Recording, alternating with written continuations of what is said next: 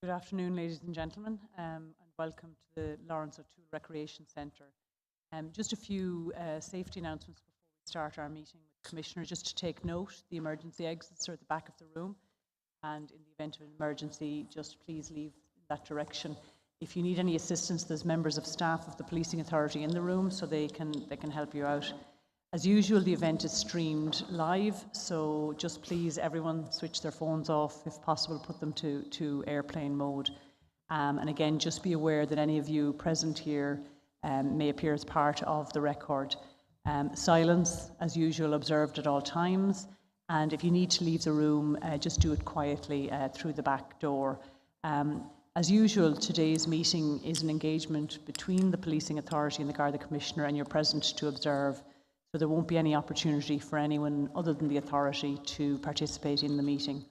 Thank you very much, everyone.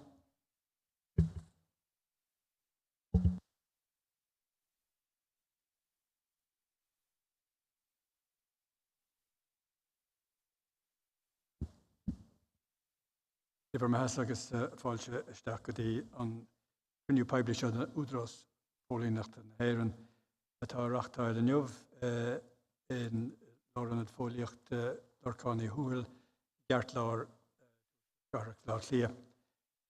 Is quid the nos an údras gwynt seo go Brastadómis Council tef modern nifigi hain agus tef modern príomh cahar agus anahas ar an gwydamid an so in son Laurenad O'Toole táchtach seo in son cuid den cahar.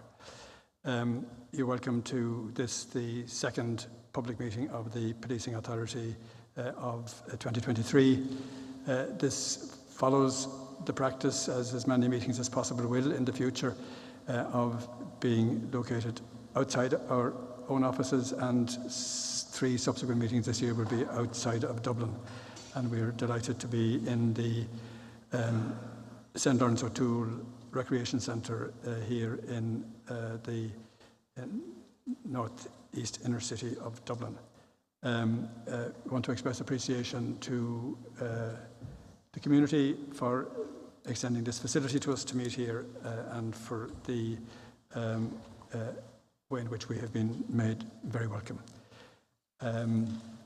Commissioner, perhaps before we move on to the formal agenda, I might raise a number of issues that are and have been much in the public domain and in engaging public interest. There may not be much you can say about them, but it would be very welcome to hear whatever it is that you can say. The first was the trial in the Special Criminal Court, and whether you might have any observations to make in relation to the outcome of that trial. Well, good afternoon. I would say in respect of that, I was asked this morning whether I regarded that as a setback, and just if you set this on the widest canvas of what we want to do, we've always said that we were determined to keep people safe, and part of that is dealing with organised crime, and for our part, that's about making Ireland a hard place for organised crime to operate, and we're determined to do that. So we look at it in that light. It's just not about this gang or that gang. It's about actually dealing overall with the threat of organised crime. We do that through the prevention of crime, but also by bringing perpetrators to justice. But if we bring people into a justice system, it is a very testing place. Matters have to be proven beyond all reasonable doubt. One can never be certain of what the outcome might be. And in effect then, as we're living in a country which is a liberal democracy, where the rule of law is important, we have to accept as an organisation, we'll have convictions, but obviously we'll also have acquittals. That is part of the process, and it's part of the proper operation of the criminal justice system. But the work carries on. The work carries on against organised crime. The work carries on against the Hutch Organised Crime Group, so-called, and we are determined to bring individuals to justice where they have committed serious offences. Can I move on to Can I move on to another issue that has a little more recently been in obtaining public attention, and that is the issue of the investigation that you're initiating or have initiated in respect of an individual who was employed with GSOC, with the Garda Síochána Ombudsman Commission. Is there anything you can say about where that stands at the moment? Okay, well, obviously this has been in the news recently. It's received a lot of coverage, and it is, as described by the Minister, a serious concern. We are examining this matter in terms of examining it for the potential of any criminality that may have occurred. So that's our investigation, or that's our inquiries at this moment. And obviously then, if offences are disclosed, we'll report those to the Director of Public Prosecutions, and in time we'll also report to the Minister of Justice as well. So quite literally, work started yesterday.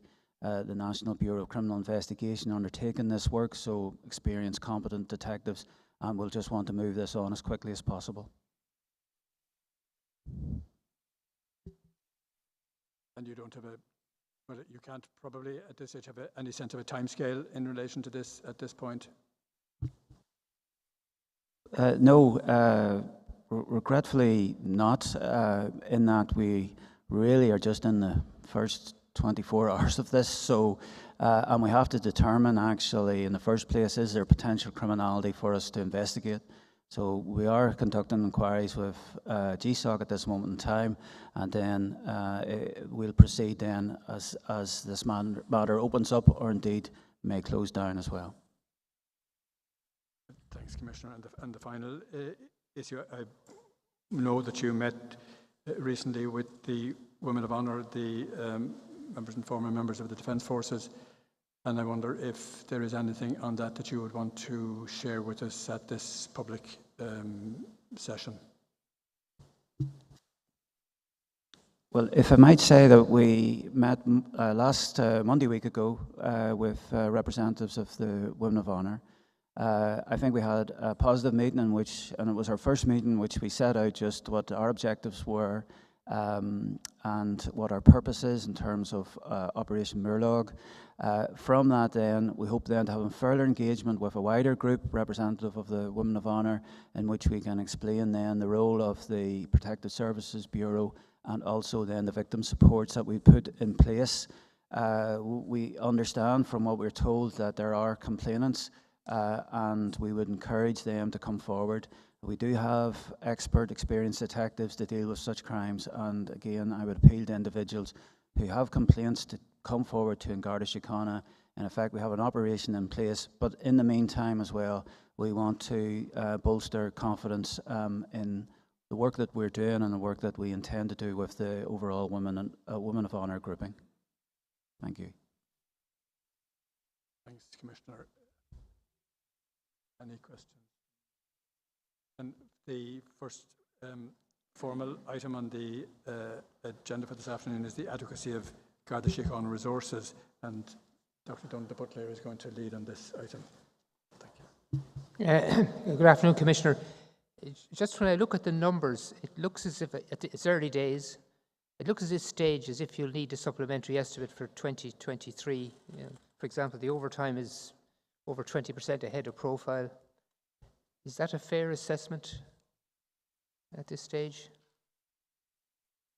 Well, there's a couple of elements, but there is the overtime expenditure and then also very considerable expenditure in respect of the visit of President Joe Biden as well. So we've had two areas which are creating financial pressure, and certainly we are reporting on those, and we'll have to consider our options in terms of asking for supplementary in respect of both those areas. Yeah, it's probably too early to assess the full costs of the Biden visit, and the possibility we may have former President Trump and King Charles coming down the track. Could you give us some sense of the sort of commitment of Garda resources and the pressures on the organisation that arise when dealing with these visits? Just the scale of the operation And I'll turn to Anne-Marie here in a second, because Anne-Marie really led in the whole planning and preparation for the visit. I think there's a couple of things just to say is that there was some uncertainty in terms of the visit, so that meant then that we weren't able to give 14 days notice to personnel in terms of change of duty, etc., and cancellation of rest days. So that inadvertently added to the expenditure. And it also was a multi-site visit, so between Louth, Dublin and Mayo was a multi-site visit, and therefore then a very complex visit, and also then just our logistics for our own personnel. We had to feed and house a lot of our staff here, either in the city centre or close to Mayo and the Ballina area. So there was considerable expenditure, together with then just the hours of duty required to secure and manage the crowds, but also manage the security operation. Anne-Marie, is there any more you want to add? Thank you, Commissioner. So I suppose an operation like this, or a visit like this, engages pretty much all our specialisms, really, in terms of making sure that the visiting VIP, his or her security is maintained throughout the visit. So that's our number one objective. And secondly, then, we seek and we aim to do that in the most professional and diplomatic way that we can. So in organising the resourcing for this visit, we obviously, the Commissioner declared the event an extraordinary event, which enabled us to cancel rest days. Now that's big. I suppose it's a big decision, and it's a big imposition on the organisation from our personnel's perspective, because essentially we're cancelling their rest days for a short period of time. And to be fair to all the representative bodies, they engage very well with us, and we kept engaging with them throughout the process, because communication is key in any operation like this. Side by side with that, then there's the security piece that we are really, really conscious of. You know, we have to be really tuned into available intelligence, both open source and non, and we have to factor anything we're aware of or might reasonably anticipate into our planning. We also then have to maintain the integrity of certain locations that the VIP would be visiting, and that requires a huge body of personnel, both from a specialist perspective, but also then simply maintaining that presence there. So, and it's around the clock operation, and many times our members get fed on site. We do afford them a hot meal, etc., as the Commissioner referenced. But it's a big logistical operation, and our Garda staff support us. Our ICT are central to the whole thing. Our HR department are engaged. So it's an organisation-wide operation, and thankfully, our VIP came in and left intact, and we, I believe that we ran the operation very successfully. And I suppose we're also very conscious of that we're very much on show. Ireland is on show, Ireland Inc., and very much on Garda Síochána are to the fore in making that happen. And I think we achieved that. And while it did cost a lot, but as the Commissioner has referenced, we had, I suppose, scant detail until very late in the day, which presented its own challenges. Notwithstanding that, I think we achieved our mission. Thank you, Chair.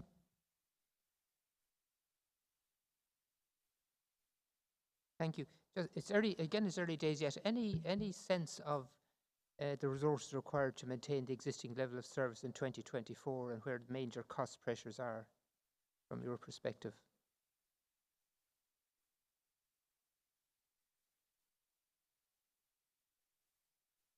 As it stands at the moment, as you indicated, Donald, the major pressure on the budget has been in the area of pay, but across the entirety of the vote, that we are still under profile at this point in time. So it's early to indicate the cost pressures that may come down the road. Clearly, there are a range of other matters that could happen over the course of the year, including visits, as you mentioned yourself, that will have an impact if they proceed, and it's in that context I wouldn't want to say definitively today that we would need a supplementary estimate, but I think the indications are that when we land the costs for the most recent visit, that we will be in that space. Thank you. Could just move on to ICT.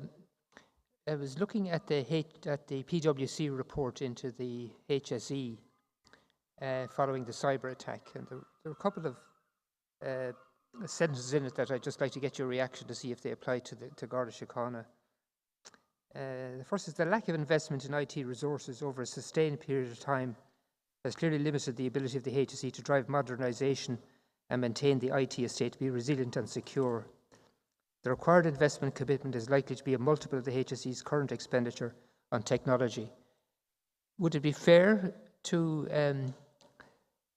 apply those remarks, those sentiments to the IT situation in the Garda Síochána? Would that be inaccurate? I think we can recognise that the government have provided us with a very substantial increase in the ICT vote for 2023, and that's to be welcomed, and it will allow us to progress a range of projects that heretofore hadn't been able to proceed. When we look back over many years and pre this government, the investment in ICT and on Garda Síochána wasn't at the level that was needed, so it is very welcome that the additional resources that come in. I mean, we police in a very different environment today where technology is key to all that we do. So the additional investment in that space is very important. What I can say is in recent years that the investment is focused around the necessities. It started around the keeping the business running, and the maximum amount of investment was required that was to protect us and protect the systems that we have, and thankfully, they've delivered well. We're very well led by our CAO, who is an expert in this space and who has delivered a huge amount of change for us.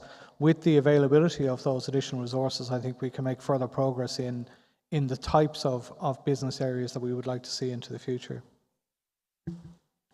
But I think it's important to say this needs to be sustained over a significant. Is that a fair comment? Yeah, I mean, these projects by their nature, given the scale of the organisation, are multi-year projects. So, we have the allocation for 2023, and I think the allocation was made on the basis of an understanding of the long-term requirement for multi-year investment. But obviously, we only see that on an annual basis. We don't have a multi-year budgetary process. So, but I think we are seeing that our stakeholder departments are supportive of that investment, and we welcome that. Okay. Moving on to another topic, Commissioner, you're engaged in efforts to change the rostering situation. Would you just give us an indication of where that is at the moment, or what's the likely time scale to make progress on the significant efficiencies that might be achieved if you can achieve a more suitable roster, if I could use that phrase?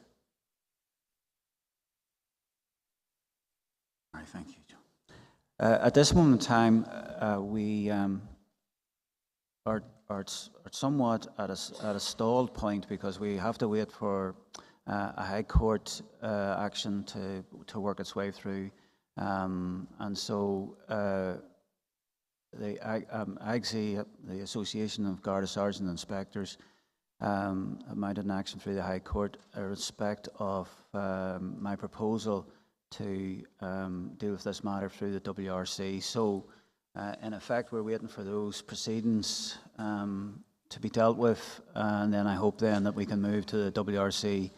I'm firmly of the position that our internal processes have failed. We invested very considerable time and effort in those internal proceedings without success, and we find ourselves really in an impasse with those, and I think I need the assistance of the WRC to free that up. And I'm at a point there where we have a roster, and I think the roster is actually tiring people out in itself. It does generate overtime, in my view, as well.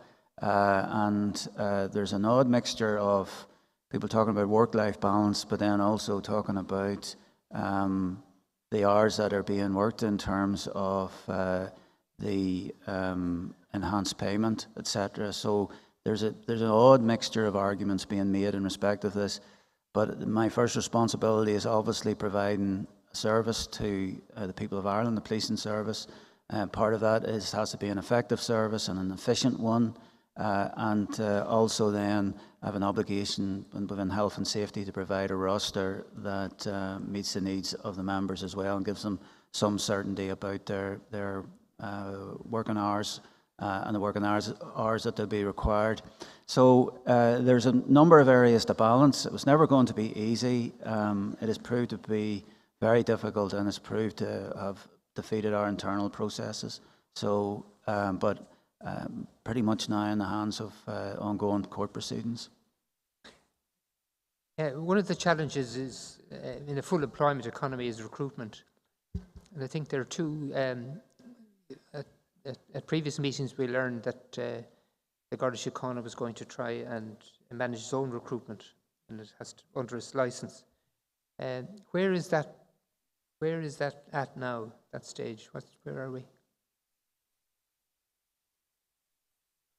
So the recruitment contract provides us with greater flexibility for us to run our own competitions and for us to target competitions in specialist areas of the organisation.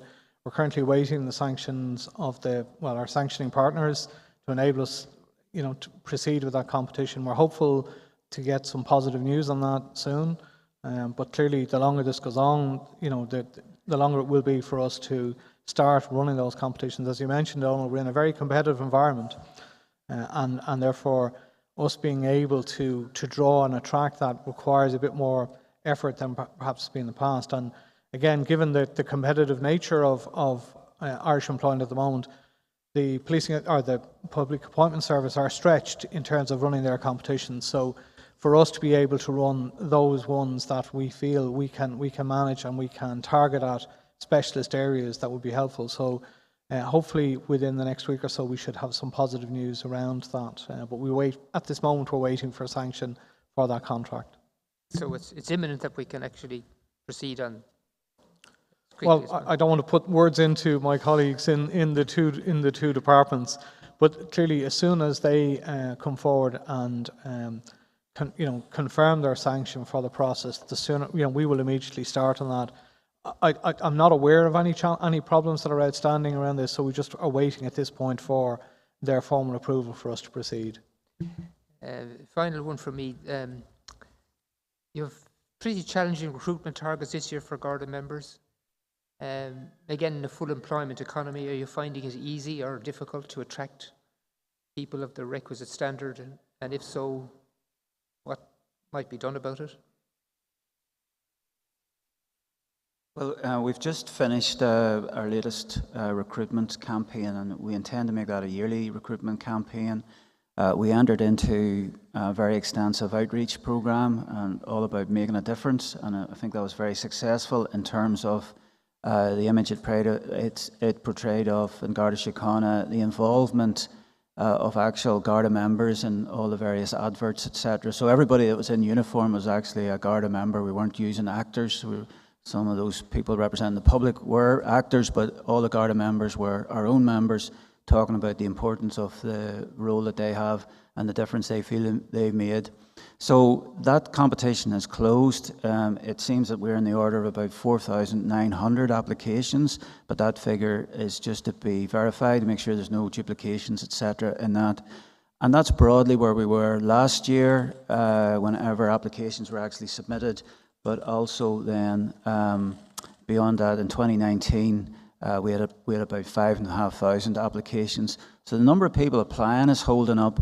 I think what's most concerning for us in the actual recruitment process is the number of people who, not that they fail the process, but they just drop out of it, and that's very significant numbers.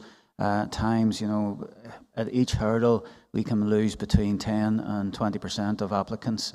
And so they don't take on that extra hurdle.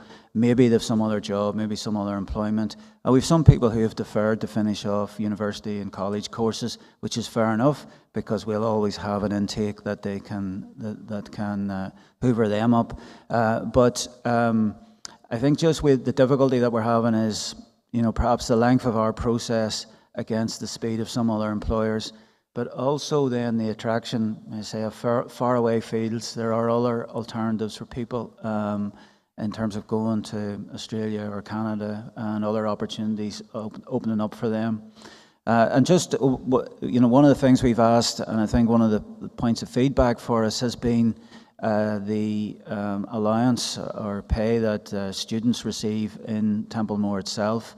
It's at a very low rate, just over €180 a week. I don't think that's sufficient for somebody who has any sort of financial responsibilities. So we've asked for that to be topped up, and that's being considered by government, hopefully to take at least to the minimum wage.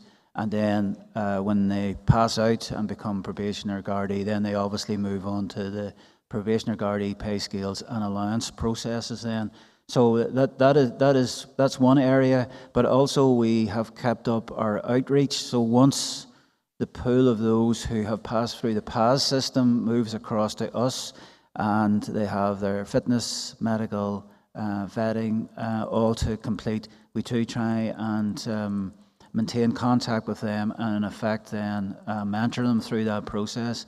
But at the same time, we are competing in a very, very active jobs market, and we are facing difficulties that others are as well. Like any other major employer I talk to is facing much the same problem, whatever industry it is there. Thank you. Okay, thank you, Commissioner. Chairman, back to you. Thank you, Donald. Our next item is responding to local policing challenges in the North Inner City, and Paul McGeehan is going to lead on this topic. Thank you. Okay, thank you, Chair. Good afternoon, Commissioner and colleagues.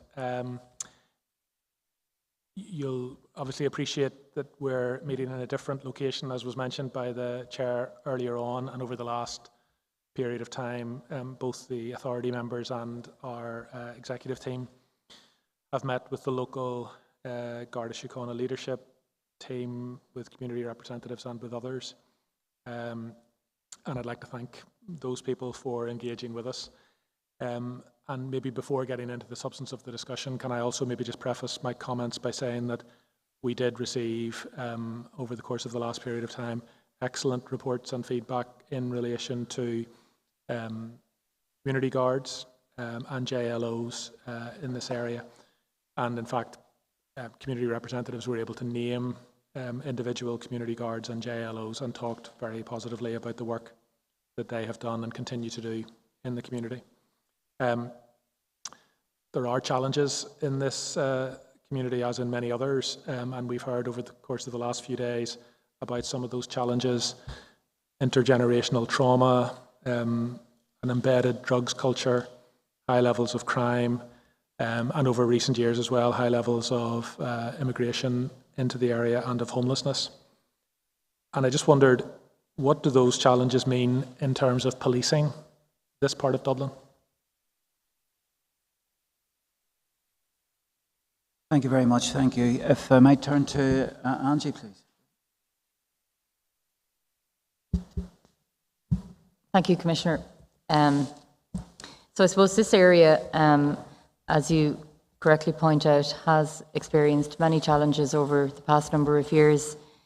And in 2017, a report was commissioned, the Mulvey report, and titled "Creating a Brighter Future." And I suppose that was an acknowledgement of the trauma that this community had experienced, arising from a lot of gangland crime, a lot of crimes against people that had happened in this area. We had multiple murders happening in daylight hours, and creating a real perception of fear for the community that lived in this particular area. And that arose out of various feuds that were happening across the city. So I suppose in the aftermath of that report then, there was the NEIC was established to implement recommendations that were provided in that report. And I suppose that in the main, that recognised that the challenges that this community faced and many other communities would not be dealt with by a Garda response alone, and it required a multi-agency approach. I suppose there's a lot of work from our perspective in the Garda Síochána that we do. So the Chief Superintendent, the local Chief Superintendent in Store Street, Paddy McMinimum, he sits on one of the boards of the NEIC Implementation Board.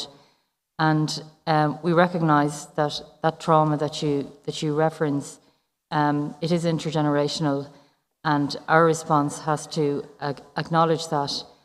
So we do a lot of work in partnership with other agencies. Some of those interventions that we have, we're trying to, you mentioned the JLO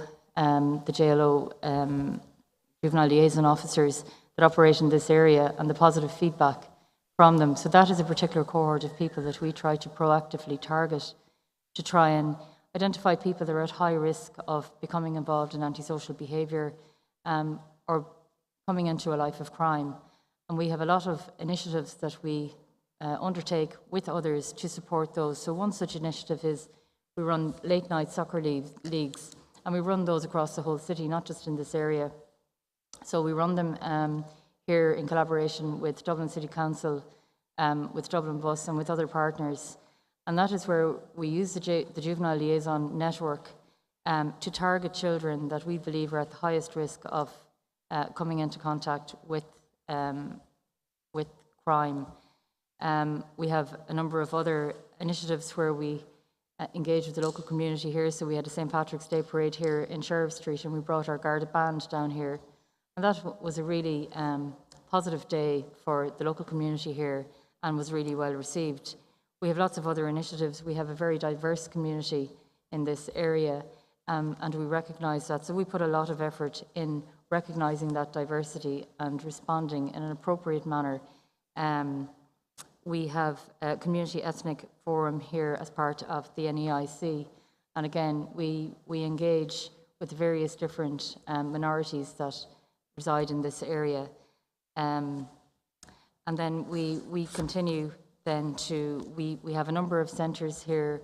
You also referenced the challenges around, I suppose, homelessness arising from various minorities coming into this area and not sufficient accommodation to house them. So we have a number of International Protection Association centres in this area. We liaise on a daily basis with those centres. We have had some challenges around policing at those centres where local communities have had some concerns around who was accommodated in the particular concerns. And I know at the last meetings we spoke about protests. We have had some protests at those areas, and we continue to police them in an appropriate manner. Okay, thank you. I just wonder, one of the stats that we heard about, which was of interest, was that in Store Street at least, I'm not sure about the rest of the area, but in Store Street at least, about 50% of the guards who are based there are probationers. And I just wondered, I mean, I know obviously they'll have gone through their training at Templemore, but before they are sent to this community, are they introduced to some of the challenges that you've mentioned? Are they told about some of the difficulties that people here face in their daily lives? Because it seems to me that if 50% of your recruits in an area like this are probationers, they need to be at least cognizant of the context in which they're being asked to police. Yes, absolutely. So I don't have the exact percentage of people within their probation, because every week people leave that probationary period. But there is a large cohort of what I would describe as junior guards in the city centre and all across the city. And we welcome new recruits into our areas, because obviously we we need that support coming through the Garda College. So as part of the training, probationers are provided with training around the challenges around policing various ethnic minorities and the particular challenges that those particular communities can afford. But as part of the training as well, on a phase 2, on an earlier part before the guards are actually attested and come out as probationer Gardaí, they are recruit guards, so they spend 6 months in a community, not necessarily the same community that they will end up being assigned to or allocated to when they are attested, but they will have exposure to all of the various social challenges, I suppose, that arise in a policing environment. And they spend a number of weeks on social placements with groups that support marginalised communities. And then as part of their ongoing training, so when they're assigned as probationers, there's a whole programme around that then where they have classes every month and they meet up as a group, and then they can describe all of the experiences that they are dealing with, and they're given guidance and support, and they have supervision at the local station as well. So there is constant support there for them to deal with that myriad of issues and those very challenging issues that they face on a daily basis. Okay, thanks for that. I mean, you talked a little bit earlier about the role of community guards and the various initiatives that the guards in this local area are involved in, some of the soccer leagues and the St. Patrick's Day parade, etc. And we heard a lot about those initiatives, and they're clearly very positive. What we also heard, and it echoes what we've heard in other communities, it's not unique to the Northeast Inner City, but we heard quite disturbing allegations of aggressive policing, of harassment, intimidation, the use of very derogatory language towards young people in particular, and most of this was directed towards young people in particular, and that does echo what we've heard previously and what we published in the What We Heard report in the last few months. That seems to be an issue that we are constantly picking up, and I'm just wondering, is that an issue that you have concerns about, and what is your response in relation to that?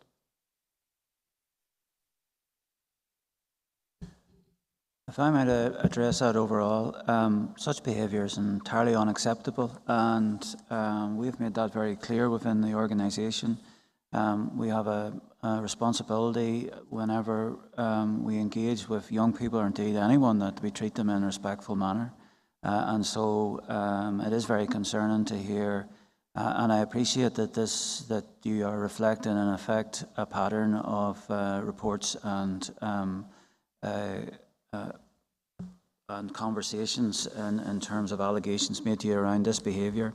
But we have made it very clear within the organisation it's not tolerated. But we'll take the feedback away here today. I think we can reflect on that and make sure that we have the appropriate supervision and standards in play in this division. But from what we heard report, we also took that very seriously, and just it is concerning to hear the same commentary again. I have to say, it's just not the way we want to go about our business. And invariably, we do engage with young people a lot. There is complaints made about young people and their behaviour, and so invariably we are in a situation where we are being asked to please say antisocial complaints or whatever it might be. Also then the movement of drugs, etc., and invariably this is also engages young people. But we have to get the balance right between actually preventing crime, preventing antisocial behaviour, and actually that engagement, which should be a positive one. Thank you. I mean, I think that's recognised by quite a number of the people that we met, that the guards clearly have a job to do. It's a difficult job and it's complex. And very often you do need to make arrests, and you clearly do need to do that. And in fact, local community reps would want that done in appropriate circumstances, but it's the manner in which it's done, I think, was the issue that was being raised with us as a concern, and just a lack of general courtesy on the street, including to people who would be known to and work with the guards. So that was a repeated complaint and a repeated issue. Another issue that was raised, and you've mentioned it, I think, Commissioner, yourself, was in relation to how you deal with the issue of drugs. And again, this is an issue that has been raised with us previously, but there were specific complaints about open drug dealing in this area with reference to 2 or 3 specific locations. And the point was made to us, I think reasonably, that this would not be tolerated in other communities. Now, I know we have discussed this previously in public meetings, and I know there has been an effort in terms of the O'Connell Street area in particular to try to get to grips with that matter. But in fact, what local people will have told us here is that while that seems to have been quite successful in O'Connell Street, that one of the probably unintended side effects of that is that it has pushed some of this dealing into this area. And I just wonder, is there a policy in relation to that sort of open drug dealing? Is there a policy of letting that go to some extent? Or if reports are received, should the guards be responding quickly and robustly to that? Well, the policy is one to combat street level dealing, and we have units in every division, so it is a national effort to take on mid-level and low-level dealing of drugs. We appreciate, or we know that it's an important element of the drugs market and the drugs business. And so, as well as our work internationally, we have to put pressure on local networks, etc. And we've been very successful in terms of doing that. We also recognise very much that if you put pressure in one area, you risk then that illegal activity will move elsewhere. But it is a crime, and we receive those complaints as crime and respond accordingly. Perhaps Angie would like to talk about the local operations around drugs here, because there are specific operations that are mounted in North Central here in respect of drug dealing in these very areas. Thanks, Operation Commissioner. Counter. Yep, thanks, Commissioner. I suppose it's important to point out that in 2022, across the Dublin region, we seized just under 54 million euros worth of drugs. So it's certainly not a crime that's tolerated by Garda Síochána. And as the Commissioner has pointed out, we have divisional drug units in every division across the country. In this area alone, in 2022, we seized just under 9 million euros worth of drugs in this division. And in the first 3 months of this year, in the first quarter, just over 4 million euros worth of drugs. And again, obviously subject to analysis by Forensic Science Ireland. But we have a number of initiatives, particularly in this area, where we try to target those issues that are impacting on a particular area. And we do absolutely recognise the unintended outcome of displacement. So if we concentrate on one particular area, well, then the problem will move to another area. And I suppose that gets back to the whole reason why it's a multi-agency approach is what's required to address the issues for the community that's residing in that particular area. So we engage with the Adequacy project in relation to the LEAR programme. So that's a law enforcement assisted recovery programme that is run with ourselves and with the HSE and with Adequacy. So when we encounter somebody who has a chronic drug issue, and it won't just be a drug, it won't just be the crime that we have arrested them for that is the issue. They might have chronic issues, they might have homeless issues, have multiple health issues.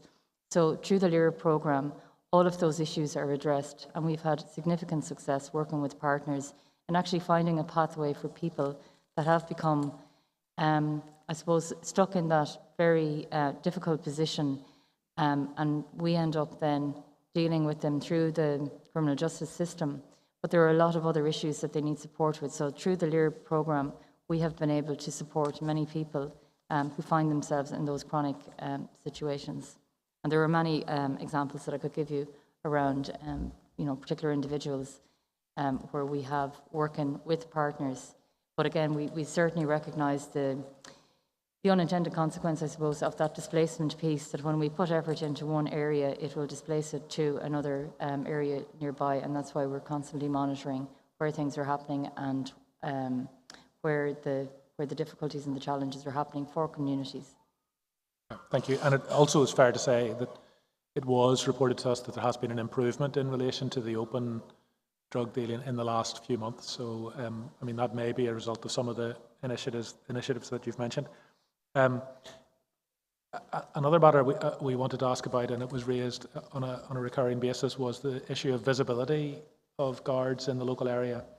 An example was given to us of where guards would be in the area on bikes and would cycle past the local school at the start of the day, at lunchtime and at the end of the day, and that was seen as a very welcome presence because it allowed people to leave their kids to and from school without any idea of drug dealing in the area or drug dealers appearing.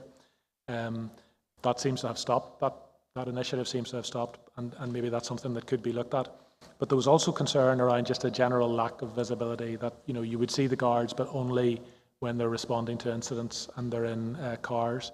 Very little footfall in the area, and also a specific concern around a Garda van that was, I think, initially promised to be located in this area as a visible presence, a visible policing presence on the streets to reassure people, but which I think was relocated to O'Connell Street, and perhaps because of resources hasn't been brought back to this area. So those seem in some respects, relatively, I don't want to say minor, but quite discrete issues, but they are important in terms of a visibility and to reassure local people that the guards value safety in this community. So I just wondered, did you have a response in relation to that?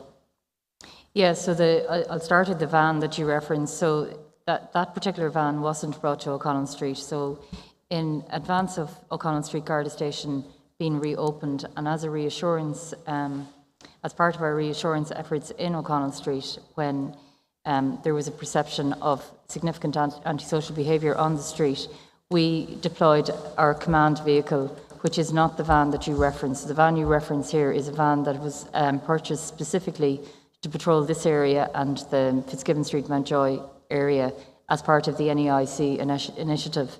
That van is still available to this area and wasn't the one that was deployed to O'Connell Street. It was a different one. So we removed that then when the Garda station opened, because we have that permanent presence on O'Connell Street now.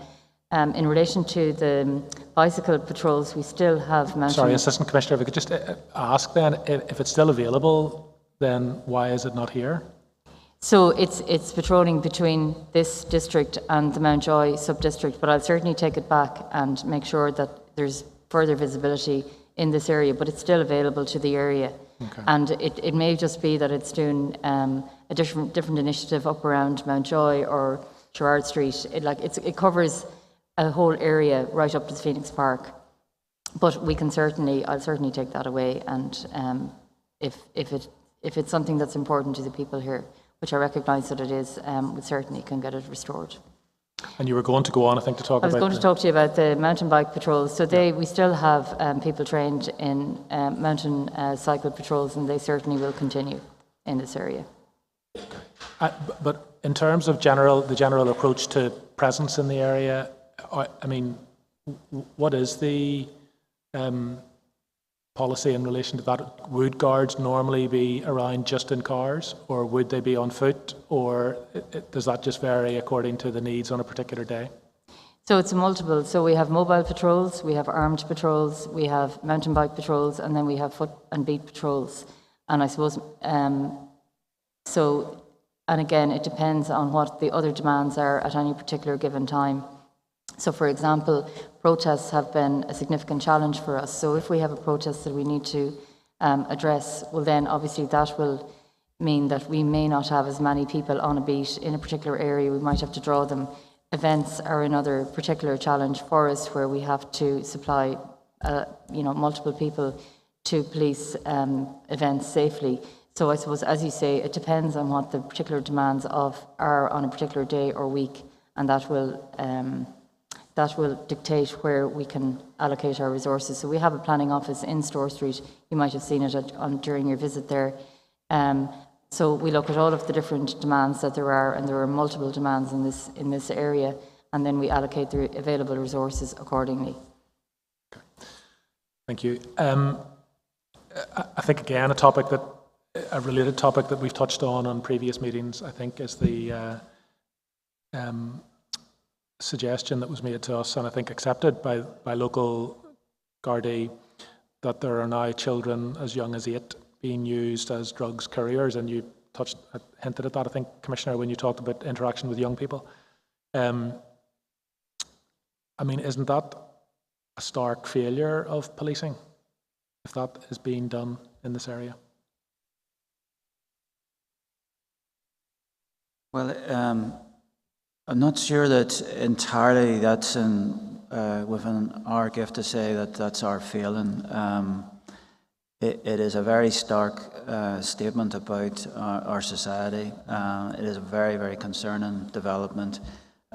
We have seen this, and I think it's become more prevalent in that young people are being used to transport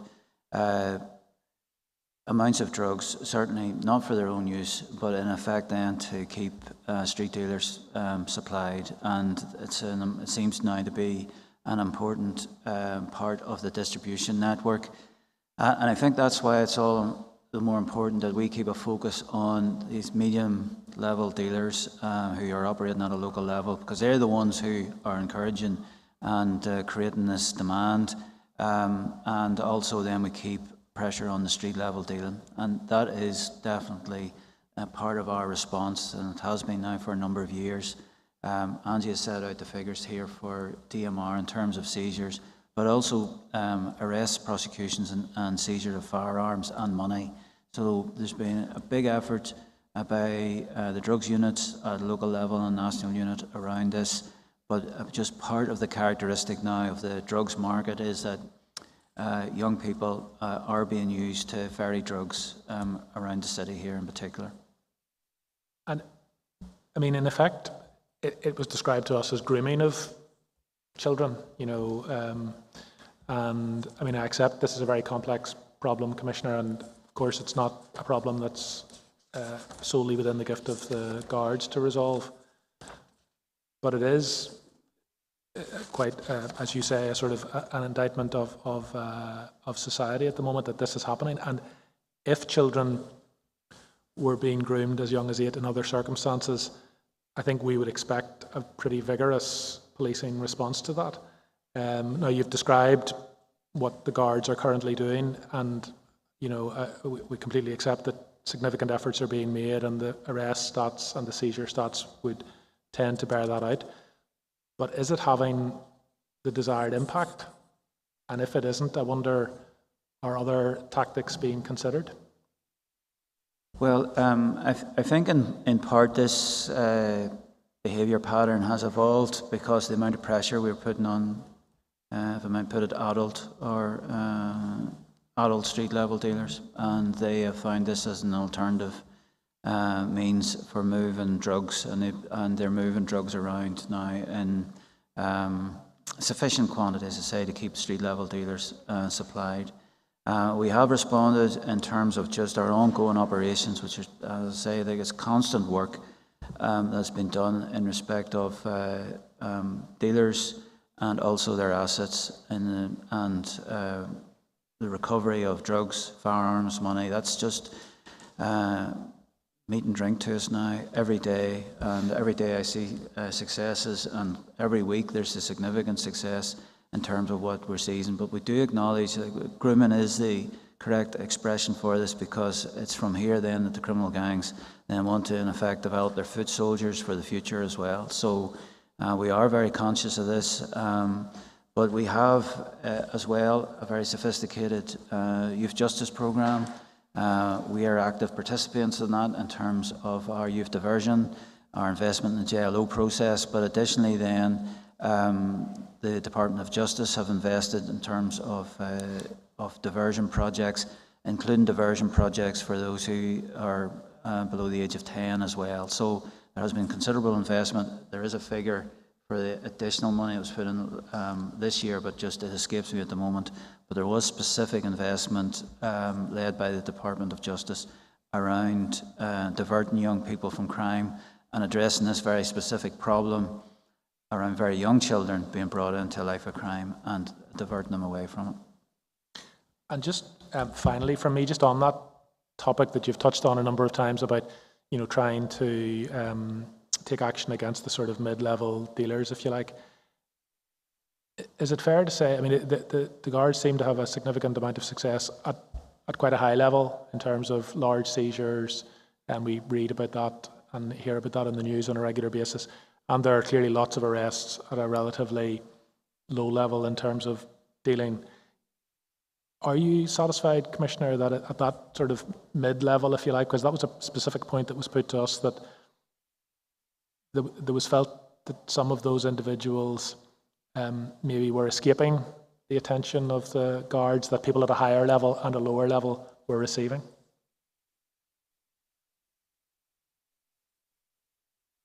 I might just turn to Justin here in a minute, because this is his day-to-day work.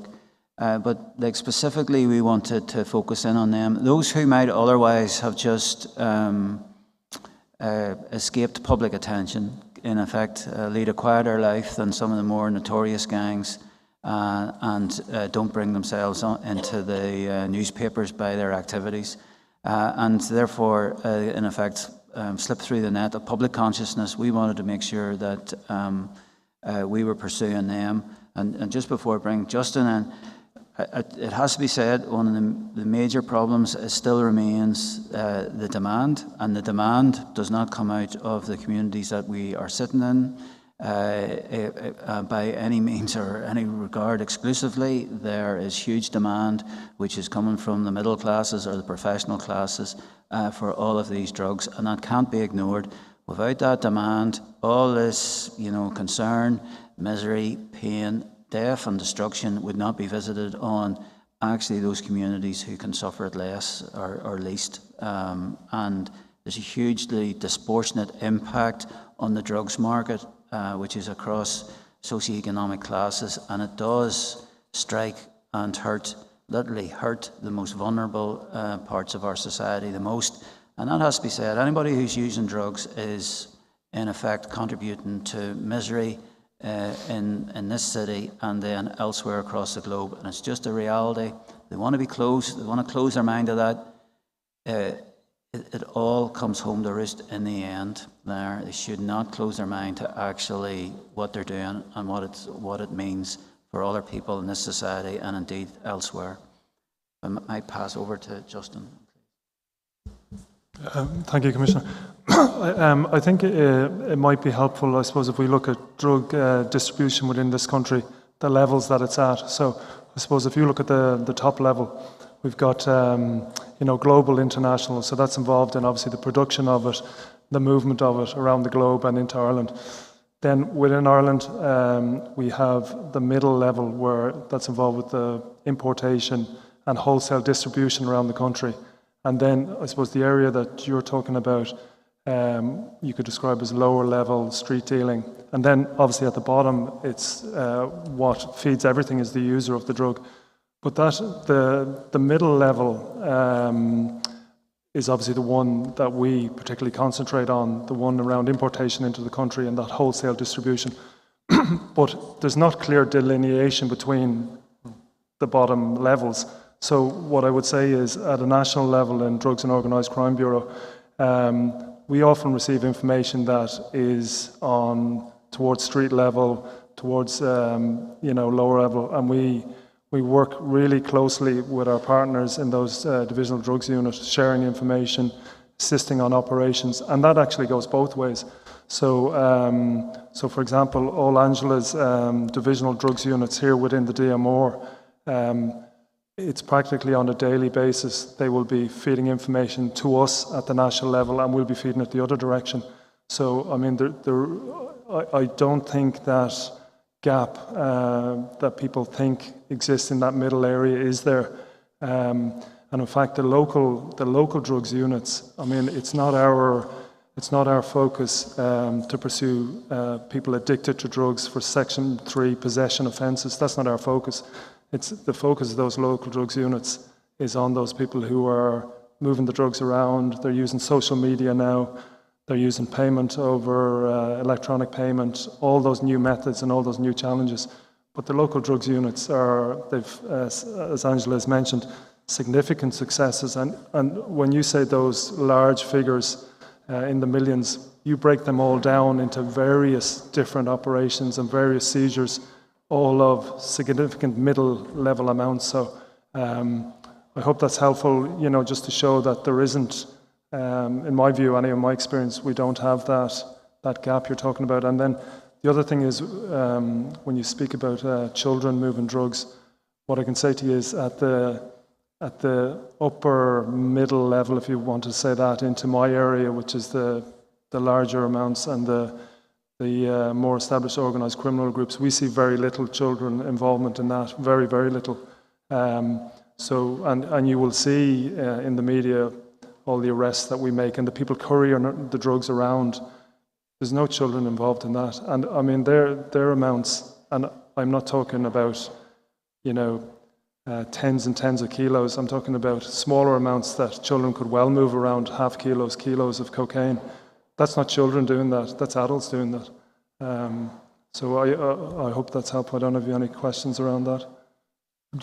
No, that is helpful, but I'm just wondering what, in terms of that last response, are you suggesting that this problem isn't as acute? No. I suppose I'm just going to try to give a bit of clarity around that the upper end of it. There's children not involved in that. And say the work that I suppose I'm involved in Drugs and Organised Crime Bureau, there isn't children involved in that. There's not even teenagers. All the people that we encounter, they're all adults. But what I'm saying is some of the amounts being moved around and couriered are relatively small amounts at times, but we don't see that picture of children involved in that. Okay. All right. Thank you very much. Thanks, Commissioner. Thanks, colleagues. Thank you, Justin. Thank you, colleague. Sorry. Beg pardon, Anne-Marie. Yeah, sorry, Chair. Can I just add that this area here is one of 3 pilots for the community safety partnerships. And I suppose recognising all of the challenges that Paul has referred to, some of the key strands of that, obviously policing is one of them, but also education, health, the physical environment. And I think all of those areas have to come together in order to create the environment where children and young people aren't, I suppose, intimidated or groomed into, that type of criminal behaviour. And they are children we're talking about here. So so while a policing response is really important, it is much, much broader than that. And I think the community safety partnerships have that ethos, have that vision.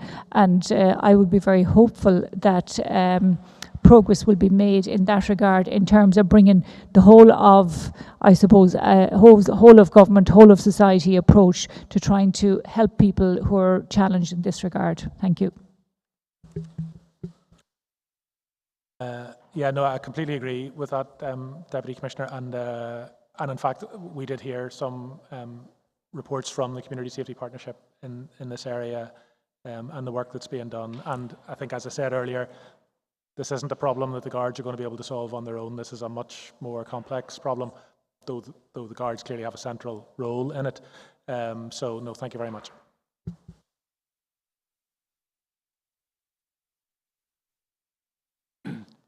I think one of the striking things for us was that in all of the engagements that we have had and all of the outreach that has been done, not just in this area, not just in Dublin, but across the country, is the universal appreciation of the fact that the Garda Síochána cannot solve these problems single-handedly on its own. Many of these, while they have policing consequences, they're not policing issues, they're societal issues, and that they need a societal response. The other striking thing for us was, I think, that the extent to which the people with whom we engaged were positive about the Garda Síochána, recognised the difficulty of their task, wanted them to be actively engaged in the life of their communities, and were as affirmatively disposed, if I can use that phrase, as one would hope that they would be, while not diminishing the nature of the experiences that they've had or the issues or difficulties that they see around them. And in the course of the various engagements that we've had here and elsewhere in the country, I jotted down words that seemed to capture some of the points that people were making and the focus that they wished to see placed, or where they wished to see focus placed in terms of the way policing services are delivered to them. And some of them you've already discussed. Visible presence, engagement, respect, relationship building, training, cultural understanding and awareness, reduction in drug dealing, recognizing the concentration of trauma in many places, whose areas are being exploited by criminal interests, being compassionate, and counting to 5 before responding. There was a lot of wisdom encapsulated, has always seemed to me, in those engagements that we've had and in the experiences that people have and their willingness to speak openly about them to us. And I think probably a willingness that would extend to speaking openly to yourselves as well. Thank you for that engagement. The next item is policing performance, how the national plan links to the local policing plans and communities. This was originally intended to be led on by our colleague Debbie Donnelly, but she is indisposed today, I'm afraid, and can't be with us, although she may be watching and listening to us and checking us out. But Maureen Ryan is going to lead on this. Thank you, Maureen. Thank you, Chair. Can I say at the outset, I was particularly encouraged with the Commissioner's commitment in terms of treating people with respect, notably in this community, and that bad behaviour would not be tolerated, and also emphasising the importance of getting the balance right. And I think that was very encouraging. You've said it before, but I think reiterating that here, I think was also very, very useful. I find that over the last few years we've placed a lot of emphasis on ensuring that members of Garda Síochána signed up for the Code of Ethics. And you've been very successful in getting the percentage of those signing up to a very, very high figure. The big challenge is to live the code. This is the challenge in every organisation, is to live its values and to live the code. And I think the challenge for Garda Síochána, like in other organisations, is to actually monitor the extent to which those values are being adhered to, and that the code of ethics is being practiced and adhered to by members throughout the organisation and across the entire country. And this was one of the matters that we adverted to right at the start. This issue of respect. We do absolutely appreciate the environment in which Garda operate very often in all sorts of situations, difficult situations right around the country. And it can create challenges and difficulties. But the issue in terms of bringing people with you, that issue of respect was a term that was certainly transmitted and communicated to us time and time again. And as I said, very encouraging for us to hear your commitment to that. I want to just address that issue of policing plans. We've dealt with over successive meetings with you and the Policing Authority. We've discussed the National Policing Plan. We've engaged with you. We've addressed the issue of monitoring it, both in public and in non-public environments. My understanding is that you're now moving to a situation where you're going to produce divisional policing plans. I think this is a hugely welcome initiative because I think it brings to a local and community level the commitments that Garda Síochána are willing to make, and that you're willing to publish them. And as a consequence of publishing them, well, then it also raises the issue of accountability for meeting or not meeting, as the case may be. You might be good enough, perhaps, to outline the progress that you've made so far in moving towards those divisional policing plans, when you anticipate being in a position to produce them. Are you moving them on an incremental basis, or is there a national move to have them all published together? And then perhaps we'll delve a little bit further into the manner in which you propose both developing and then monitoring their implementation. Thank you very much. If I just open up the whole purpose around the divisional policing plans is that the divisions fully complement or fully, through their work, engage in the national policing plan whilst giving their divisional policing plan the local flavour. But in effect, we are setting the organisational targets and outcomes, and so it is for an understanding to go to everyone within the organisation what their contribution would be. And we'd wish the local plan, in these cases, divisional policing plans, be the means by which they can see my efforts mean this for the organisation. We do have the figures in terms of those that have been returned and then those which are ready for to become public facing. So if I ask Anne-Marie to report on those, please. Okay, thanks, Commissioner. So as of the 20th of April,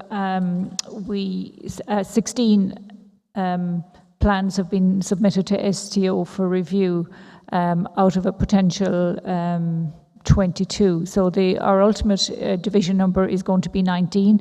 We're still working our way through that. So you know, there'll be a couple of divisional plans within what will be a future one plan, but we'll figure that out in the course of 2023, and hopefully in 2024 we'll be in a better position or be closer to that 19 number.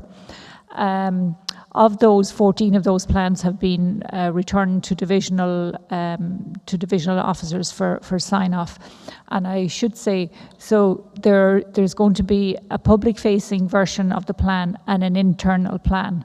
So that 16 figure that I mentioned is the internal document. And currently there are 9 public-facing plans have been submitted and 4 have been returned for sign-off. And engagement is continuing between STO and the various divisional officers, chief superintendents in terms of progressing the others. So STO are providing significant support to divisions in terms of, you know, getting the right balance in terms of the I suppose the look, the format, the alignment with the national plan, and then of course the targets associated with that. So it's still a work in progress. In an ideal world, we would, this is you know, almost the end of April, we'd like to have our plans published. But this, as you've said yourself, is a new departure for us. So we, you know, there's a lot of learning on both from an organisational perspective, but also from the divisional officers' perspective and their respective teams. So I suppose, to coin a phrase, a lot done and more to do. And just to be clear, your anticipated date for publication and dissemination of those divisional plans? Okay, so as I said, in an ideal world, we would have that done by now, but because of the amount of work and engagement that needed to take place, that has just not been possible to date. So certainly, we would hope that in the first half of the year, we'll have all of those completed, and that the public-facing version will be on the website. That's the intended target. Mid-year. Mid-year. Very good. Well done. And in terms of the framework, would I be correct in suggesting that you're following the structure and format of the National Policing Plan? Yes, absolutely. So I suppose it's important to say that we're working off the corporate strategy, the 3-year strategy. The national policing plan sets out the targets, sets out the direction of travel, and then the divisional policing plans reflect that. However, there is scope at divisional level to add in additional targets, additional initiatives and so forth to reflect local dynamics. But all of this is within a corporate framework. It's important to say that the national piece, all the various initiatives and targets that are national level are all reflected in the local policing plan. So whether that's public safety, whether it's offender management, whether it's road safety, whether it's other areas, data quality, various areas. So they're all reflected in the divisional plans, or will be. And I suppose in terms of monitoring them, then there's a whole suite of engagements and processes that help us monitor and measure success. Everything from the performance and accountability framework meetings that are held at divisional or function area level, then rolling up into the divisional performance and accountability frameworks. Regional level the same, national level equally so, through Deputy Policing and Security, culminating in a quarterly performance report for the Commissioner. So there are various steps along the way, and from the very operational and tactical all the way up to the strategic. Yeah. As I mentioned, I think it's a very powerful, very powerful initiative. I'm interested, though, to go back a little bit into the content of the plans, and very interesting your observation, not only your observation, your information, that there will be local dynamics reflected in the divisional plans. So you anticipate some, if there are unique local elements, that would then be reflected in the plan. I think that's as it should be. But how can you assure yourself that you're actually meeting the needs of the communities? In terms of your declared objective of keeping them safe, has there been engagement at particular levels? Has there been some sort of a filtering process to identify the uniqueness, or perhaps even you might like to take it into this particular area, the North Inner City, and say, well, what are the local dynamics that you would anticipate in this plan, without seeking to tie you down to the eventual content, but what is the uniqueness of here that you see reflected, that you'll have objectives set and ultimately be monitoring? Okay, so I'll move to Angela in a minute in terms of the local plan, but generally speaking, there is engagement at local level, so that's with various stakeholders, JPCs, community groups, NGOs. And discussions take place in the context of the national plan, and obviously then any particular local dynamics that emerge from the floor. And some of those can be objectives under national objectives, additional objectives, relative to the particular area. So that's how it happens, and I suppose that hasn't just happened this year. I mean, it's a long established practice that there is local engagement with community groups and NGOs and the JPCs in the context of the divisional policing plans. So Angela, perhaps you might talk about this particular area. Thank you, Deputy. And I suppose when we come to this particular area, we would always ensure that we incorporate other initiatives that are already ongoing. So the work of the NEIC, the work of the Community Safety Partnership, and we ensure that we include that work and that we're not duplicating, I suppose, effort, if you like, that, we're not trying to do something different, that we're making sure that everything aligns with that plan that's there to improve this particular area. And as the Deputy has said, then engaging with our partners, the business community are a key stakeholder in this area, not in this particular area that we're sitting in, but in the other part of this division. So again, engaging with the local business community and with Dublin Town around the commercial end of this division. So taking those unique, I suppose, dynamics that exist within the division into account when we're compiling that plan, and then that we can monitor its delivery over the course of the plan. there are certain areas where there are unique challenges in terms of listening to communities, and I'm sure you have faced and are facing some of those, and I absolutely accept the extent to which you engage with various groups, Safety Partnership, the various other groups, and indeed that you spend quite a significant amount of time yourself and a number of your staff on those committees. There can be a challenge, though, in actually the deep listening, the willingness to communicate the unique circumstances and difficulties and challenging living environments that people can face in these, and indeed their capacity to be able to engage with you and the consequences of being seen to do so. How can you either intuit or be assured that you're really addressing those significant needs? If that's not an impossible question.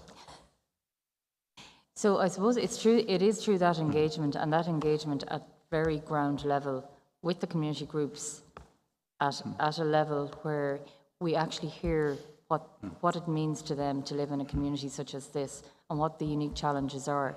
So as part of the NEIC, intimidation has been called out as a unique challenge in this area. So we're putting a lot of effort into addressing that particular issue for the community here that are impacted. And we recognise it is a really challenging area of policing because there are many reasons why people may not want to or may not be in a position to make complaints and to provide testimony that we might need for a prosecution.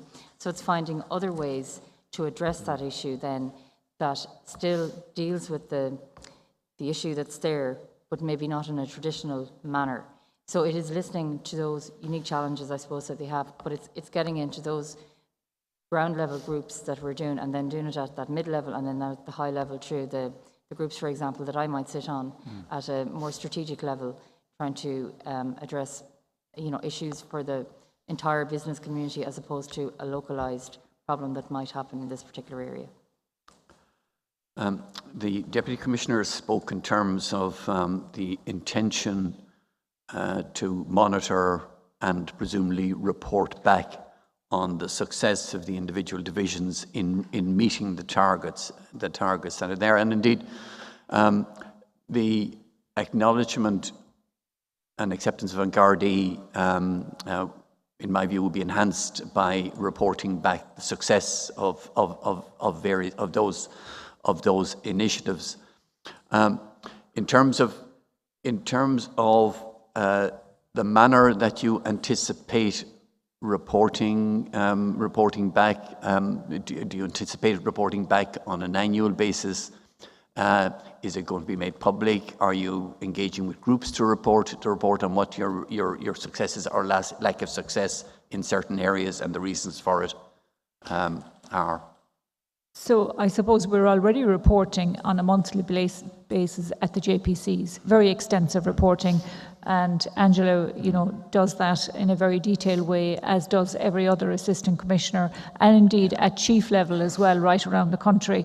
So there is quite a lot of feedback and opportunity to question and engage with senior managers in Garda Síochána in terms of that performance.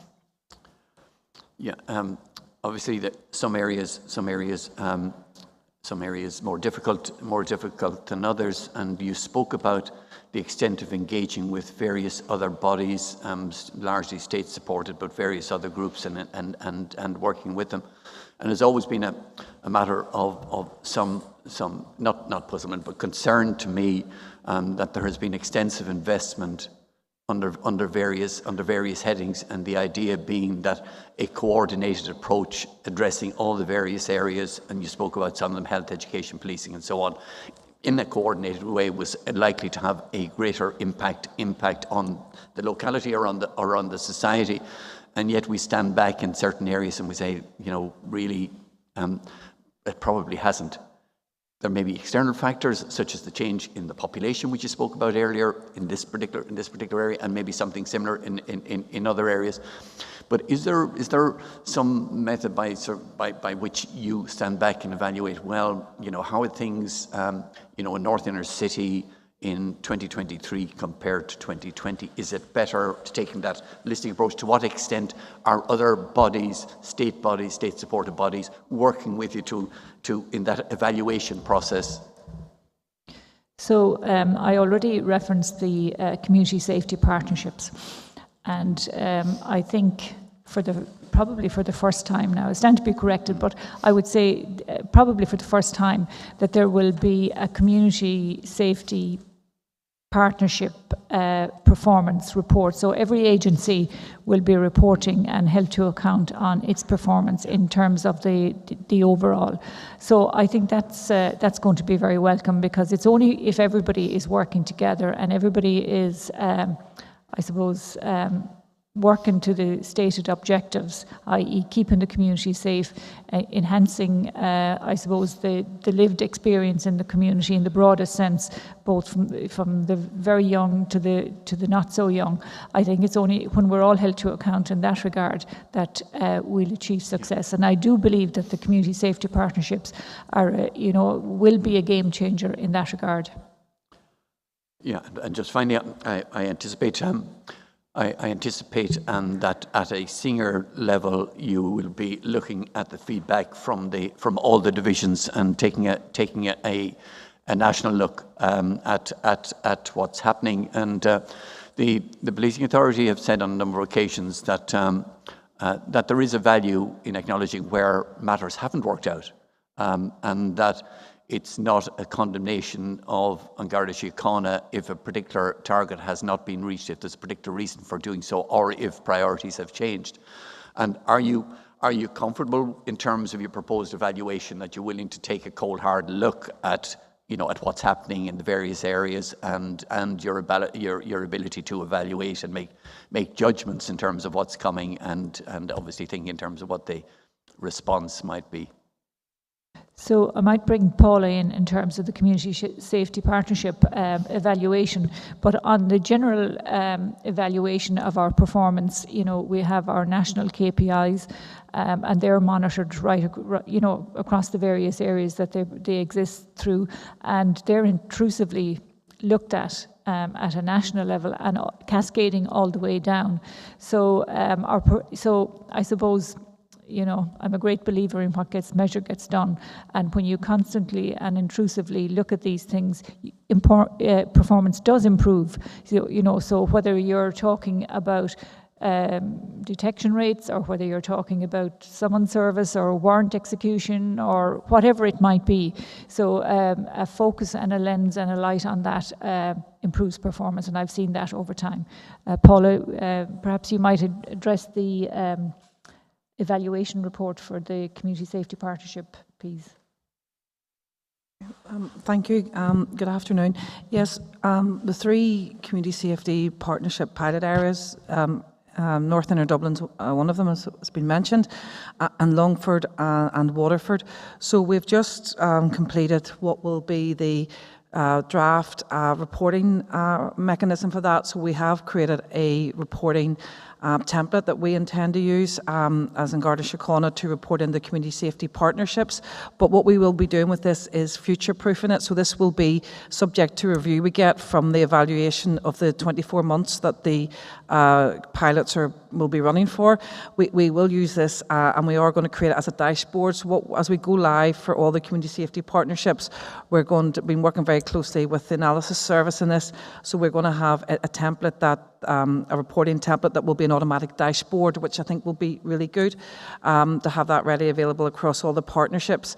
I think also the introduction of the national office that will oversee the community safety partnerships and will be that step between the community safety partnerships and then the governance board that will both ensure that there is implementation of the national strategy, but also coordination support for the community partnership coordinators and managers, I think and chairs, I think will help with that as well, because I think it'll give that link between the very high level and then the partnerships. And I think when we look at the new structures going forward as well in terms of evaluation, I think that we do have community fora, community forums on a local level, but the new model is really encouraging that again. And I think back to what you've been talking about this afternoon in terms of really getting the voices of local people and how we hear what people want in local areas, that the new structure is really promoting that again, reinvigorating it. So I think the evaluation itself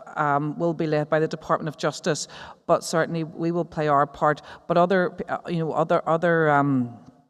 all other statutory agencies have been involved in that, and even very much from this area where, I was part of the group that went to look at neighbouring jurisdictions with them in terms of both wardens, in terms of support hub models, and that's about putting interventions in place from health, from TUSLA, from other agencies, and they were all part of that. So, there's a lot going on in this space at the minute, and the 3 pilots will help then really inform that national rollout and the new bill when it comes in. Thank you. Thank you for that. Thank you, Moling. The final element in our agenda for this afternoon's meeting is the ongoing work on historical investigations and cold cases. And perhaps there are 2 parts to this, Commissioner. And the first is just that the extent to which you believe the work that's being done in relation to historical investigations and reviews of cold cases is effective and has potential to bring conclusions that have been elusive to date.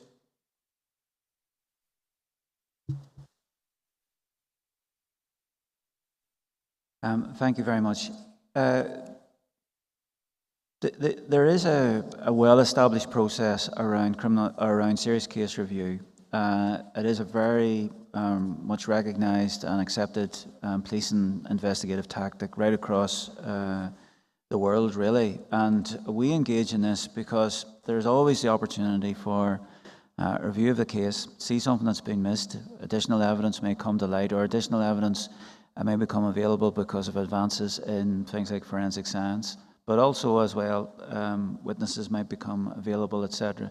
So we do engage in this, and we engage in it really in a very wholehearted fashion. We have people engaged in it who, detectives, amongst our most experienced in dealing with serious crime, and they bring all of this to bear in terms of the work that they do. But the other benefit from that is they're also very much engaged with the local divisional detective team, and this is about the uplift overall of our skills around investigation, because all of these investigations are also learning opportunities, because we can see things which we in hindsight would have done differently, and that's a learning point for us going forward as well. I have a long list of cases here, 18 separate cases that we've engaged in terms of serious case review. And it might be nearly better if I separate those out and write to you separately, just to give a pen picture on these matters, and then you can see for yourself just the work that's ongoing.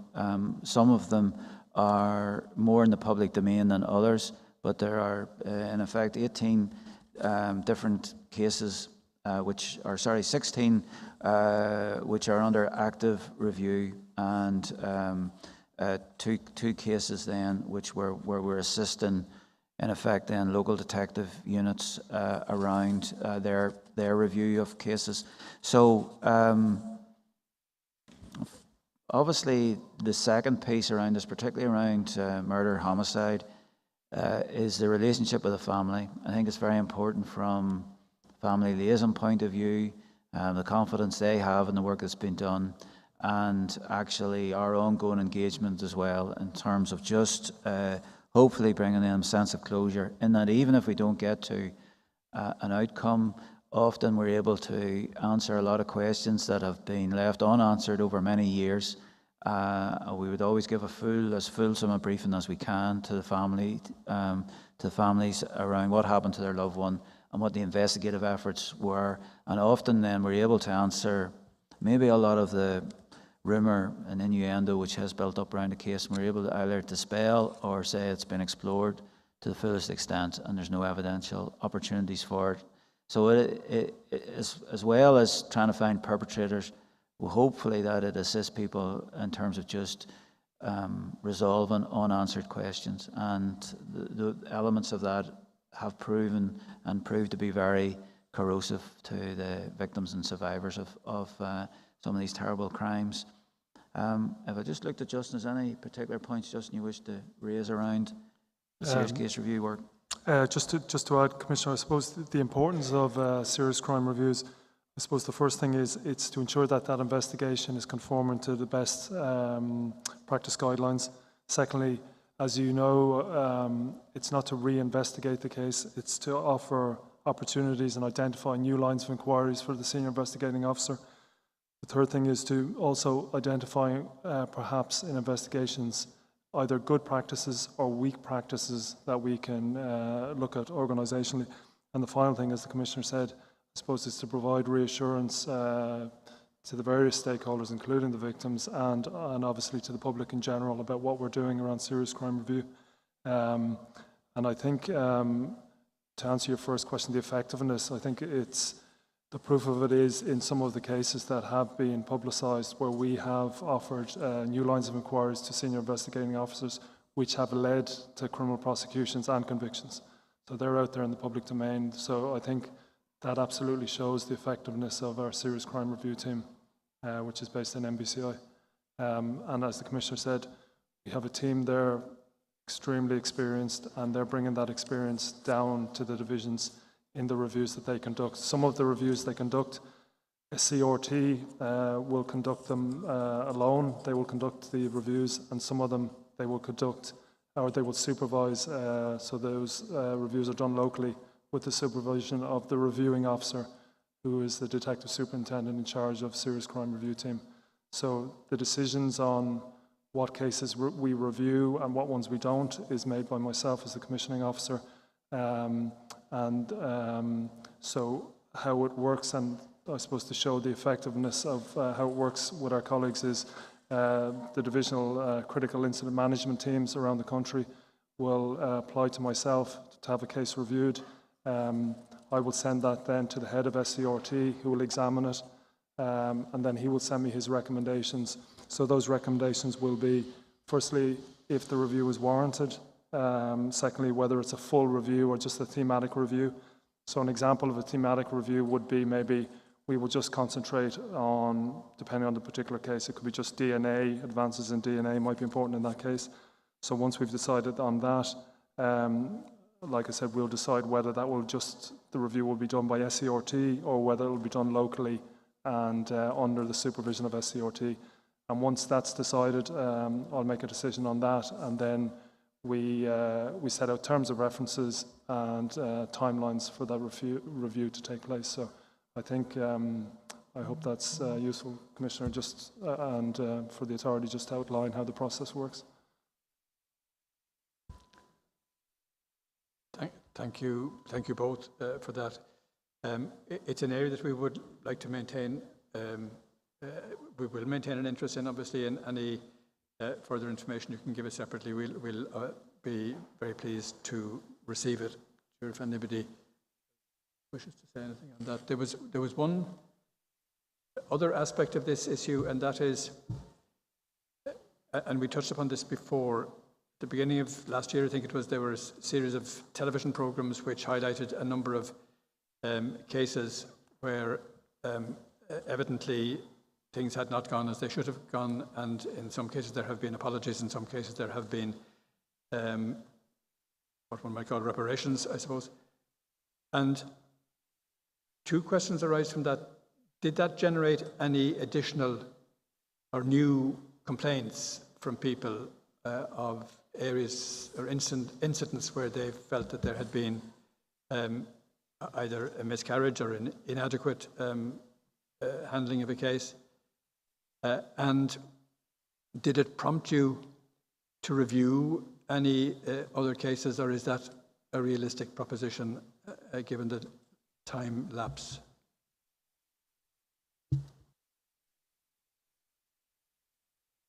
In response, we did open up a review of one case, and another case was subject to ongoing review by the time the programme, the documentary, had been aired. Some of the other cases were very well known and had been, subject to very detailed examination in previous decades.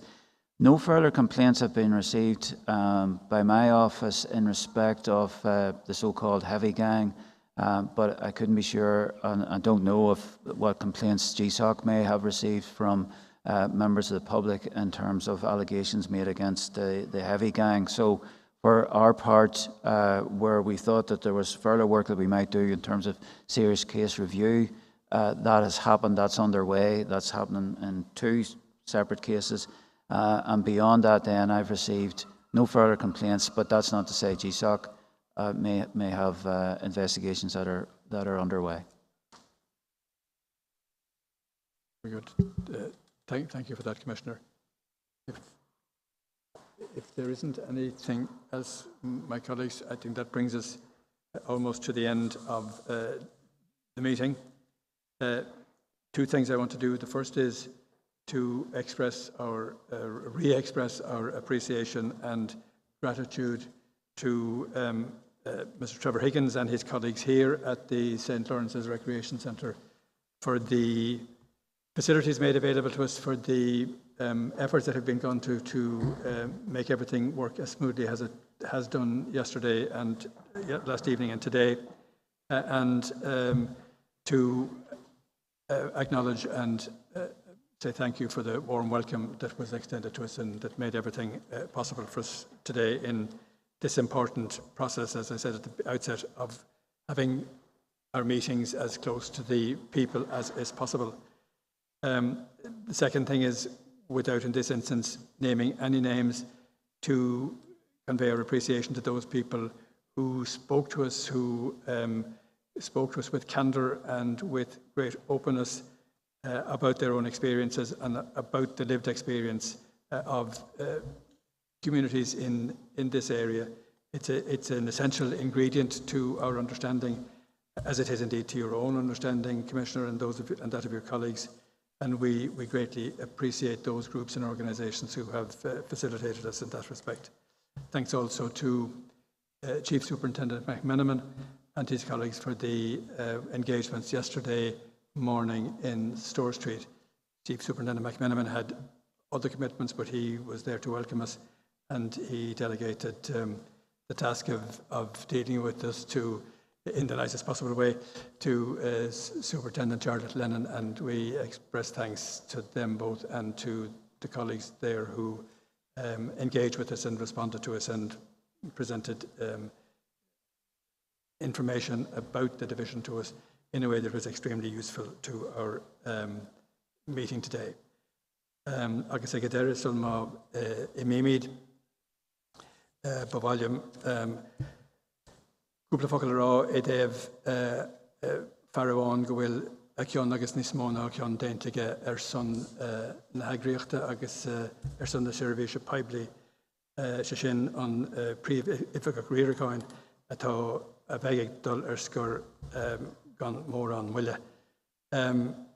It is always a duty with mixed emotions when somebody who has been engaged with the authority from the perspective of the Garda Síochána almost for its entire period of existence is departing the organisation.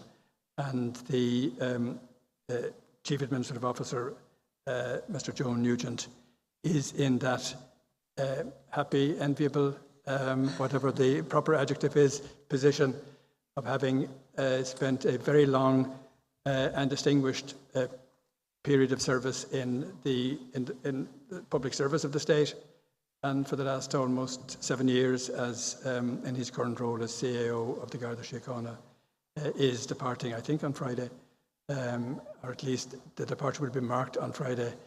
And I simply wanted to record the appreciation of the authority for all of the engagement over that time at committees and at authority meetings, virtually every one of them. Joe has been part of that engagement, and to say thank you to express our appreciation for that and for your contribution to the life of the Garda Síochána, and to wish you every happiness, success and fulfilment in the next phase of your life. So thank you very much, Joe. And may I just reply just very briefly? It suddenly dawned on me, my first job in the civil service was involved in the administration of social employment scheme payments. Those of you old enough to remember that particular scheme, my responsibilities were for this area, this part of the country. So it's quite fitting, I think, for me as a bookend to my career that I'm coming out of a facility run by Dublin City Council in this North Centre City community, and I'm very pleased that had the opportunity to do that. Helen can correct me. I think I may have been the first person appointed by authority, if not the first, certainly one of the first. So that in itself is something I think that I will recall. Can I wish all of you, the colleagues on the far side of this hall, the very best on the work, the important work that you do, and my colleagues here on this side have already thanked. It's been a real privilege to work with Commissioner Harris and his predecessors and this current senior leadership team, who are exemplary in their commitment to keep the people of Ireland safe. So with that, I am now in the departure lounge with just a little over a day to go. So thank you very much, Chair. Thank you. thank you, and good luck. And with that, I call the meeting closed. Thank you very much indeed, and thank you, Commissioner, and your colleagues.